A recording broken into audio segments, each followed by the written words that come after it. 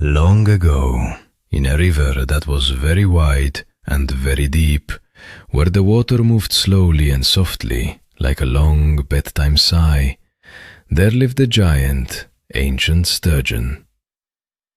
He was so old that the river remembered him, and so big that he had his very own home, a deep, dark hole that stretched from one side of the river to the other. Right at the edge of that hole, the sturgeon would wait, patiently, every day. Food floated down the river from far, far upstream. Leaves, bugs, and tasty bits carried by the gentle current. The sturgeon could see a long way back then. When he spotted food coming, he would turn his long body just right, open his mouth, and plop! Dinner would fall straight in. Life was easy. Life was calm. Life was very sturgeon-like. But time, just like the river, never stops flowing.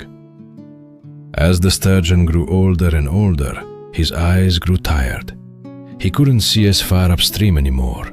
Food would appear later and later when it was already close to the edge of the hole.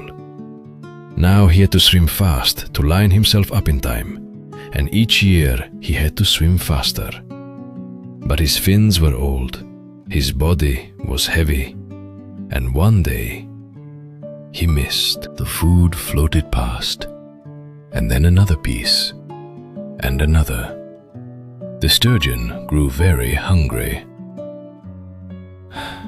and very sad. One quiet afternoon, when the sun made sparkles on the water, the sturgeon thought he saw something floating down the river.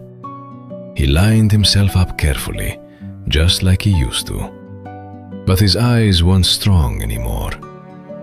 The object drifted closer and closer, and then bonk! It hit him right in the eye. Oof, thought the sturgeon. But it wasn't food at all. It was an old Coke bottle. The bottle didn't float away. Instead, it stuck gently over his eye, curved just right. And suddenly, the river became clear. The food became sharp and bright. The faraway upstream places came back into view. The sturgeon could see again. He was surprised. He was happy. He was so happy, he almost laughed bubbles. From that day on, the sturgeon waited, not just for food, but with hope. He watched carefully. He prayed quietly in his fishy way. And one day, it did. Another bottle drifted toward him. This time, it was very, very suspenseful.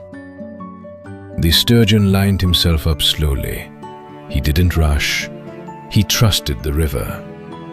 The bottle floated, and then bonk!